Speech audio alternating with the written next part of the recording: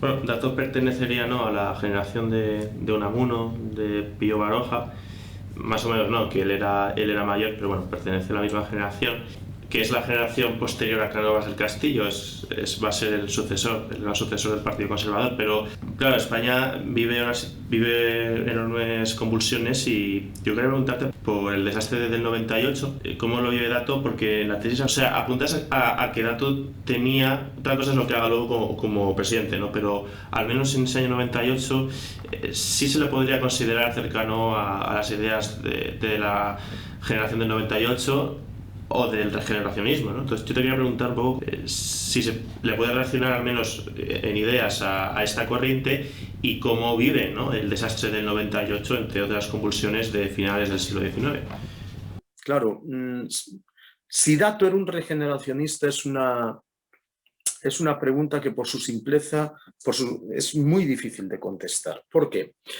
Dato sí que tenía aspiraciones regeneradoras, pero en la línea de, por ejemplo, Joaquín Costa o Unamuno, que acabas de nombrar, creo que Dato no iba en esta línea. Dato iba en una línea mucho más pragmática. Dato tenía un problema que limitaba tremendamente o que le hacía sombra a estas ambiciones, digamos, regeneradoras y regeneracionistas que podía tener, y es que él era un creyente en el sistema. Es decir, Dato era monárquico, era absolutamente un monárquico convencido, estaba totalmente convencido de que el sistema podía funcionar, daba de sí. Lo que no estaba convencido es que el sistema estuviera funcionando correctamente, que, que fuera un sistema moderno. Dato era un hombre muy versado, un hombre culto, formado, hablaba idiomas, leía prensa francesa, inglesa, trabajaba para financieros extranjeros que estaban establecidos en España, entonces era un hombre con una perspectiva muy cosmopolita y él era plenamente conocedor, era plenamente consciente de que hacían falta cambios. Pero él pensaba que los cambios desde el sistema se podían producir, cambios endogámicos, por decirlo así, cambios que el propio sistema, esto era muy complicado, porque él se rodeaba de políticos, él estaba rodeado de políticos como Francisco Silvela, que pensaban que hacía falta una acción bastante contundente, ¿no? O en el momento también, pues Joaquín Costa, pues tenía un discurso mucho más radical y Dato pensaba que haciendo equilibrios políticos, de ahí su fama que tenía de ser ciertamente ambiguo en ocasiones, demasiado diplomático, etcétera, pues, pero él creía y yo, digamos, en mi tesis apunto a que Dato sí tenía ambiciones regeneradoras y ambiciones transformadoras también. Pero Dato no era un hombre carismático al uso, por ejemplo, de Antonio Maura.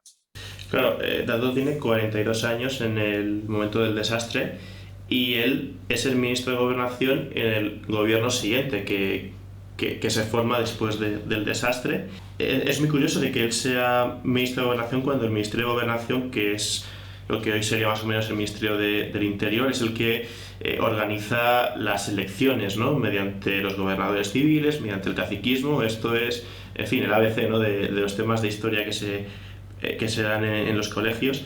Y claro, antes de ir a esta faceta, ¿no?, de él ya como ministro de Gobernación, hablemos de sus orígenes, ¿no?, de cómo él empieza en León como diputado gracias a ese sistema totalmente manipulado de Romero Robledo, siendo el gran ministro de la Gobernación que tuvo la restauración desde sus comienzos, ¿no? Entonces, antes de ir al dato ministro, hablemos del dato diputado, ¿no? ¿Cómo llega a ser diputado?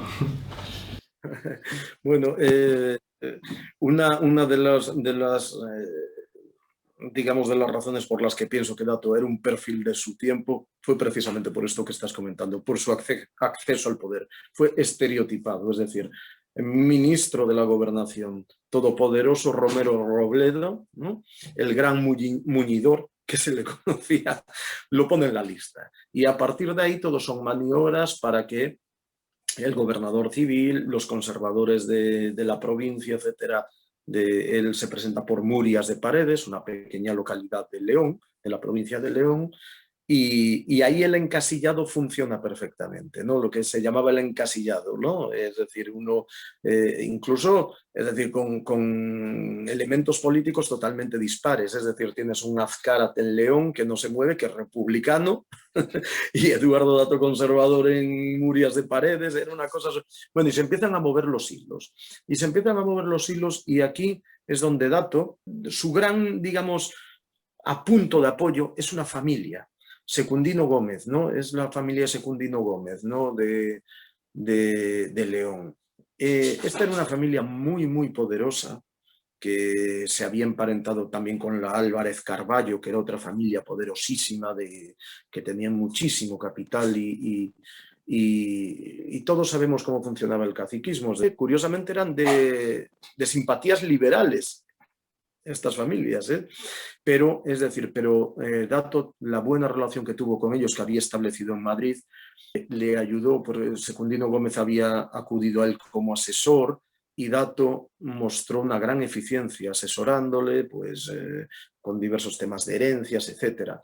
Y entonces, pues, se propuso introducirlo en el mundo de la política. El todopoderoso también, señor Gómez, pues lo consiguió ser un apoyo en la provincia para que otros conservadores se hicieran a un lado, se incluyera Dato en las listas y bueno, los resultados eran sorprendentes, como tú bien has dicho, el tema del caciquismo, o sea, de 1.600 y pico votos, pues Dato salió en el distrito con 1.500, o sea, 1.000, es decir, era sorprendente, ¿no?